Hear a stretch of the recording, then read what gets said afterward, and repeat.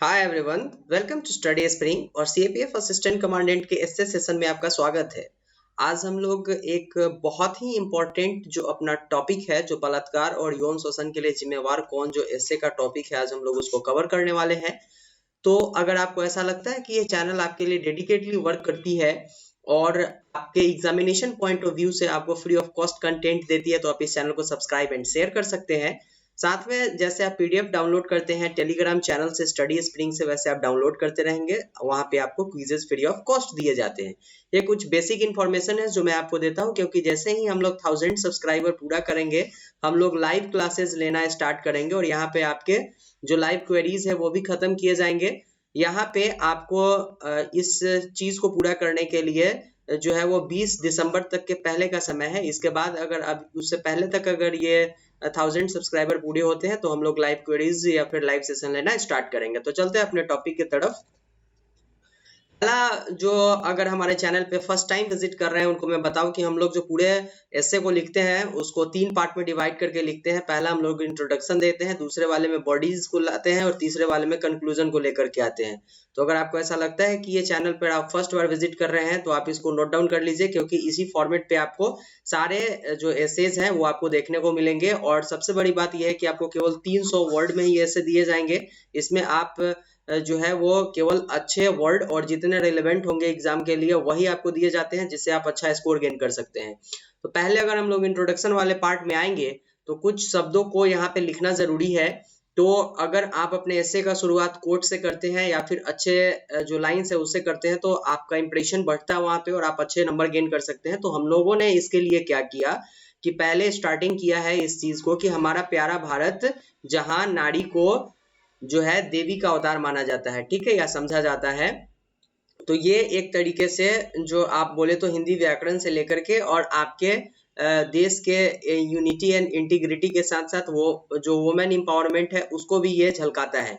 तो इसको हम लोग ऐसे शुरुआत करेंगे कि हमारा प्यारा भारत जहां नारी को देवी का अवतार समझा जाता है, नारी की पूजा की जाती है, आज वही इन देवियों को जिंदगी बर्बाद करने वाली बलात्कार की समस्या भी दिन प्रतिदिन देखने को मिलती है। अब इसको अगर हम लोग देखेंगे, इसको लिखेंगे इस तरीके से कि हमारा जो प्यारा भारत है वहां पे नारी को देवी का अवतार समझा जाता है, ठीक है, नारी की पूजा की जाती है, लेकिन आज वही भारत में देवियों की जिंदगी बर्बाद करने वाली, इसको आप देवियों की जिंदगी बर्बाद करने वाली समस्या जो है वो बलात्कार की समस्या भी दिन प्रतिदिन देखने को मिलती है। ये हम लोग इसके ऊपर कवर करेंगे, क्योंकि बलात्कार की जो समस्या है वो दिन प्रतिदिन बढ़ती जा रही है। अब यहाँ पे डिफाइन करेंगे हम लोग कि बलात्कार होता क्या है, रेप क्या है। तो अगर इसको पूरी तरीके से अगर आप इसका डिफिनीशन लाएंगे तो इसका कोई डिफिनीशन नहीं दिया जा सकता है, लेकिन फिर भी अगर आप एक अंदाजा लगा सकते हैं तो उसके हिसाब से अगर आप देखिएगा कि जब कोई स्त्री या पुरुष, इसमें दोनों मेंशन होते हैं, जब कोई स्त्री या पुरुष किसी अन्य स्त्री या पुरुष से उसकी मर्जी के बिना संबंध बनाते हैं तो उसे बलात्कार कहते हैं।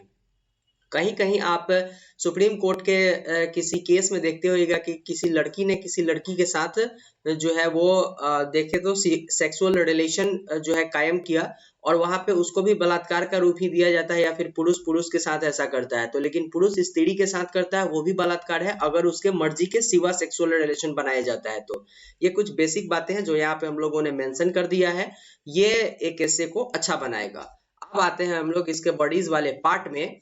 अगर आप लोग देखिएगा तो एसिड अटैक, दहेज प्रथा के लिए उत्पीड़ित करना, खरीद फरोख्त की घटना भी लगातार देश में बढ़ती जा रही है, अगर आप ये सारे चीज को देख रहे होंगे तो। और ये जो घटना है ये यौन उत्पीड़न से संबंधित है, ठीक है ना। किसी लड़की को जबरदस्ती जो है वो प्यार के चक्कर में फंसाने के लिए उसके ऊपर एसिड अटैक किया जाता है, या फिर दहेज प्रथा के लिए प्रताड़ित करना। जो व्यक्ति गांव से, जो भी यहाँ पे एस्पिरेंट है हमारे साथ, अगर वो गांव से गुजरते हैं तो हर एक समय आप देखते हो गांव में एक बहुत बड़ी समस्या सामने आती है जो दहेज प्रथा होती है। शादी होने के बाद लड़कियों से डिमांड किया जाता है और वो डिमांड नहीं देने के बाद उनके साथ जो है सेक्सुअल एब्यूजनेस किया जाता है और फिर उनको जला करके मार दिया जाता है, या फिर उनके साथ जो है वो गलत बिहेव किया जाता है बराबर। तो अगर आप गांव से बिलोंग करते हैं तो ये जानते होइएगा, शहर से भी बिलोंग करते हैं फिर भी आप इस चीज को रेगुलर देखते रहिएगा। एसिड अटैक की घटना, हैदराबाद जैसी घटनाएं तो दिन प्रतिदिन देखने को मिलती है हमें। खरीद फरोख्त की घटना भी सामने आती है, क्योंकि ये इसलिए हमारे देश में चिंता का विषय है क्योंकि हम लोग इस देश में नारी को देवी का अवतार मानते हैं और उसकी पूजा की जाती है। अभी आने वाले समय में दुर्गा पूजा आएगा और फिर यहाँ पे कन्याओं को खिलाने के लिए हमें लड़कियों की जरूरत होगी। तो आप कैसे उम्मीद कर सकते हैं कि जिस कन्या की आप पूजा करते हैं उस कन्या के साथ किसी आदमी, कोई व्यक्ति जो है वो रेप करता है और पूरी दुनिया शांत बैठती है।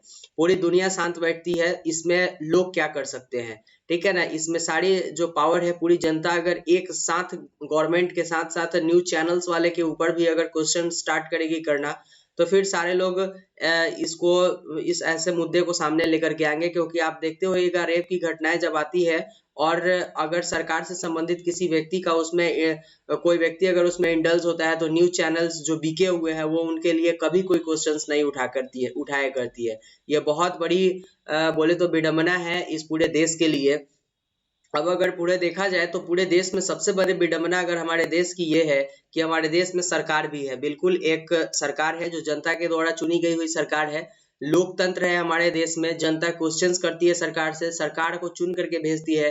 प्रशासन है, एडमिनिस्ट्रेशन है हमारे पास, न्याय व्यवस्था है, पूरी जुडिशियरी पड़ी हुई है, समाज भी है हमारे पास पूरा। अगर आप देखें तो पूरा समाज पड़ा हुआ है हमारे लिए, मीडिया भी है इसके लिए, चौथी स्तंभ है वो। लेकिन इसके बावजूद भी ऐसी घटना दिन प्रतिदिन घटती है। कौन जिम्मेवार है इसके लिए?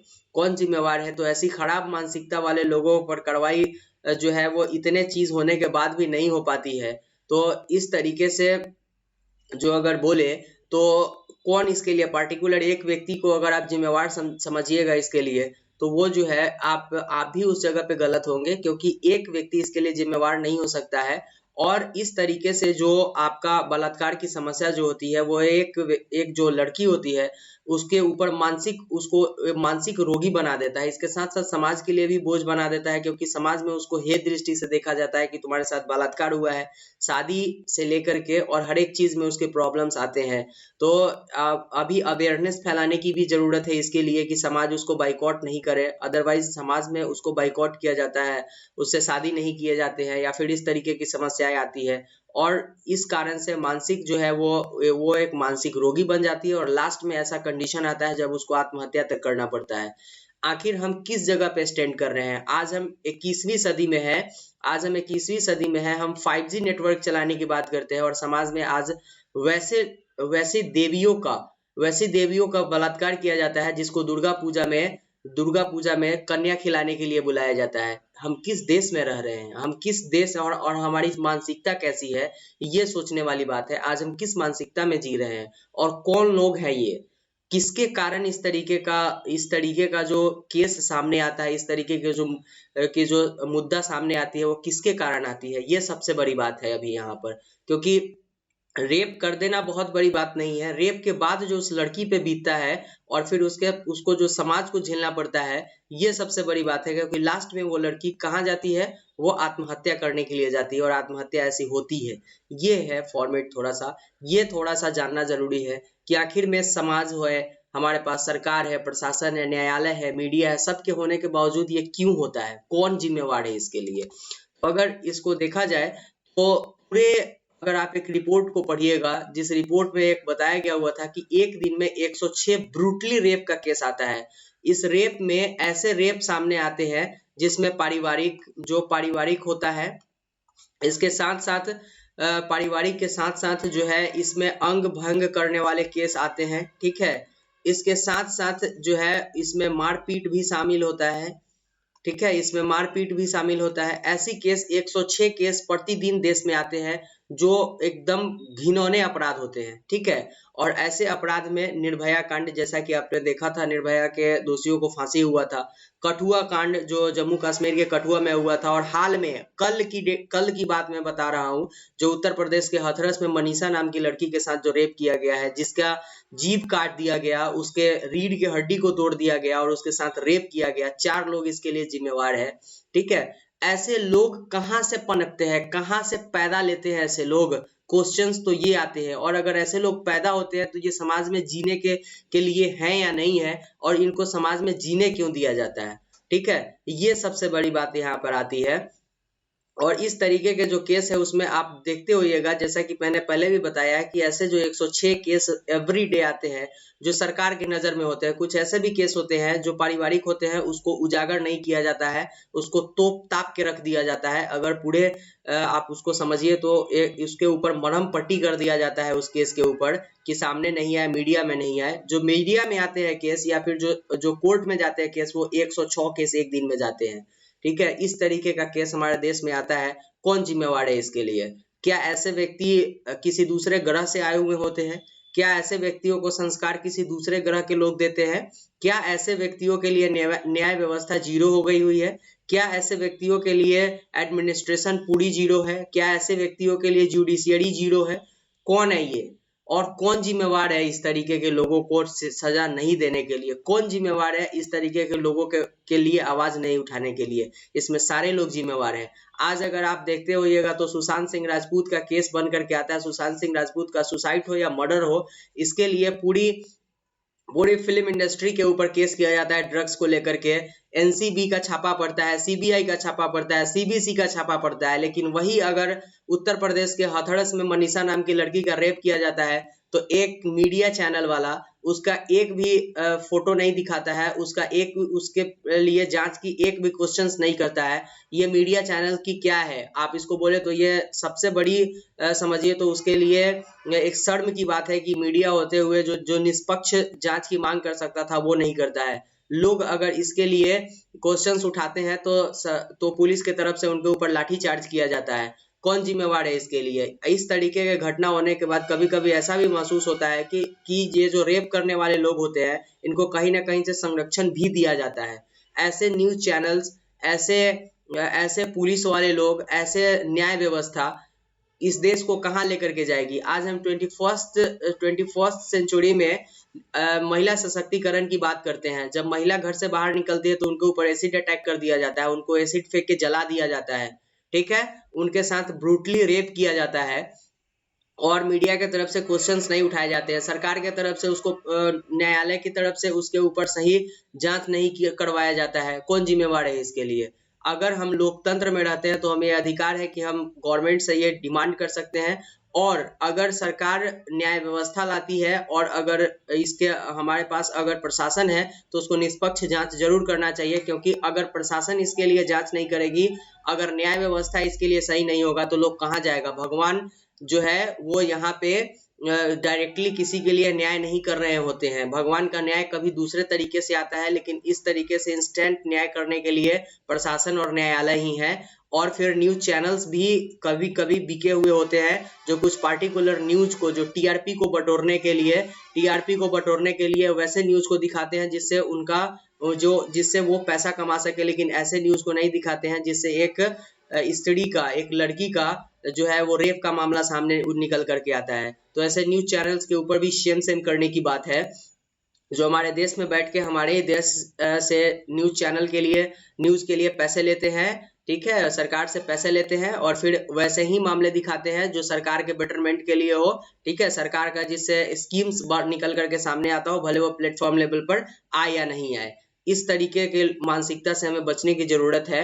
तो अगर हम इस तरीके के घटना के लिए किसी एक व्यक्ति को जिम्मेवार समझेंगे तो वो गलत होगा, अतिशयोक्ति होगा, क्योंकि ऐसे लोग को जो संस्कार मिलते हैं वो घर से मिलते हैं। तो पहली जो जिम्मेवारी उठ करके आती है वो उसके पेरेंट्स की आती है, वो उसके परिवार की आती है कि अपने परिवार में आप किस तरीके के संस्कार दे रहे हैं। तो पहला जो सबसे इनिशियल जो स्टेज होता है वो घर में संस्कार की होती है। उसके बाद उसका शिक्षा की आती है जिसमें उसके टीचर्स आते हैं, और इसके बाद न्याय व्यवस्था में देरी, अश्लीलता। आप देखिएगा न्याय व्यवस्था में इतनी देरी होती है। 106 केस एवरीडे आते हैं इस तरीके के जिसमें ब्रूटली रेप किया जाता है, लेकिन इस पर जो न्याय आता है वो कभी कभी 6 साल के बाद आता है, कभी कभी 10 साल के बाद आता है। तो ऐसी न्याय व्यवस्था की क्या फायदा? उसके बाद अश्लीलता। आप देखते होइएगा पेरेंट्स भी आज के ऐसे हैं कि अपने मोबाइल फोन में कुछ अश्लील चीजें देखते हैं और बच्चा बचपन से ही उस चीज को फॉलो करते हुए आ रहा होता है। वो सेक्सुअल रिग्रेस हो जाता है और फिर लास्ट में वो रेप तक पहुंचता है। ठीक है, रेप करने तक पहुंचता है। तो इस तरीके से गार्जियन भी इसके लिए जिम्मेवार है, और अश्लीलता जो सेक्सुअल साइट है उसके ऊपर, जो पोर्नोग्राफी है उसके ऊपर, उसको बैन करने के लिए उचित स्टेप नहीं लिए जाना भी इसके लिए जिम्मेवार है। तथा समाज में सजा का जो भय है उसका डर खत्म हो चुका है। पुरुषवादी मानसिकता है कि ये पुरुष है, ये कुछ भी कर सकता है, औरतें हैं घर से बाहर नहीं निकल सकती हैं, या फिर औरतों के साथ अगर ये होता है तो उसको छुपा देना, ये सबसे बड़ी प्रॉब्लम है हमारे समाज की। बाकी अगर देखें तो प्रशासनिक उदासीनता भी इसमें बहुत ज्यादा मायने रखती है।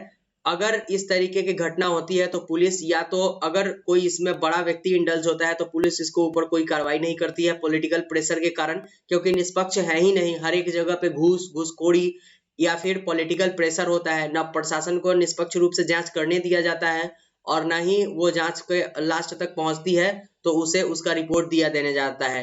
ये सरकार की सिस्टम है, क्योंकि सरकार बदनाम नहीं हो ऐसे ही स्टेप लिए जाते हैं। तो ये सारे लोग समान रूप से इसमें जिम्मेवार है। अब अगर नेक्स्ट हम लोग देखें, आज सरकार को इस तरीके के अपराध को रोकने के लिए जो है वो पॉक्सो जो है, जो पॉक्सो बनाया गया हुआ था, और साथ में फास्ट ट्रैक कोर्ट जो है उसकी स्थापना जो की गई हुई थी, उसके संख्या में वृद्धि करने की जरूरत है। क्योंकि ऐसी घटनाएं आते अगर रहेंगी तो, क्योंकि समाज में हर एक तरीके के लोग हैं तो ऐसी घटनाएं आते रहेंगी, लेकिन अगर उसके ऊपर न्याय व्यवस्था कड़ी होगी, न्याय अगर कड़ा होगा तो डर भी होगा लोगों में, और फिर वो इस तरीके के जघन्य अपराध करने से रुकेंगे भी। क्योंकि रेप की घटना जो है वो महिला सशक्तिकरण पर एक खतरा है बिल्कुल। और इसके साथ साथ सरकार को पोर्न साइट पर रोक लगाना चाहिए, तथा पैनिक हेल्पलाइन नंबर के साथ साथ सीसीटीवी कैमरा और प्रशासन पे पूरे ध्यान देना चाहिए, उसके ऊपर खर्च करना चाहिए। तभी ऐसी घटनाओं को कम किया जा सकता है। क्योंकि रेप और यौन शोषण जैसी खतराएं जो है वो राष्ट्र के लिए, यौन जैसी घटनाएं जो है वो राष्ट्र के लिए पूरी तरीके से खतरा बनते जा रहा है। ये कहीं ना कहीं से देश के जीडीपी से लेकर के और जो है वो देश का एक जो इमेज है, देश का जो इमेज है उसको ग्लोबल लेवल पर, ठीक है, उसको ग्लोबल लेवल पर कम करने का काम कर रहा है। तो इसलिए इस तरीके के प्रॉब्लम्स को इस प्रॉब्लम पे सरकार को ज्यादा ध्यान देना पड़ेगा, तभी जाकर के ये घटना कम होगी, और साथ में देश का जो सर्वांगीण विकास हो पाएगा, महिला सशक्तिकरण बढ़ेगा, और जो अगर आप देखें तो सस्टेनेबल डेवलपमेंट भी हो पाएगा। तो इसके ऊपर ध्यान देना बहुत ज्यादा जरूरी है। ये था आज के वीडियो के लिए। अगर आपको ऐसा लगता है कि ये चैनल आपके लिए हेल्पफुल है तो आप इस चैनल को सब्सक्राइब एंड शेयर कर सकते हैं। साथ में PDF Telegram channel study spring से डाउनलोड कर सकते हैं, और क्विजेस का मजा तो आप वहां लेते ही हैं। लेकिन मैं आपसे रिक्वेस्ट करूंगा कि आप 1000 फैमिलीज में जरूर आए, जितना हो सके शेयर कीजिए, इस संख्या को 1000 तक ले आइए। क्योंकि लाइव सेशन तभी संभव है जब तक हम 1000 सब्सक्राइबर पूरा नहीं कर पाते हैं। ये था आज के वीडियो के लिए, जिसमें हम लोगों ने बलात्कार और यौन शोषण के लिए जिम्मेवार कौन जो टॉपिक है इसको आज हम लोगों ने कवर किया है। मिलते हैं नेक्स्ट वीडियो में। Thank you and good bye.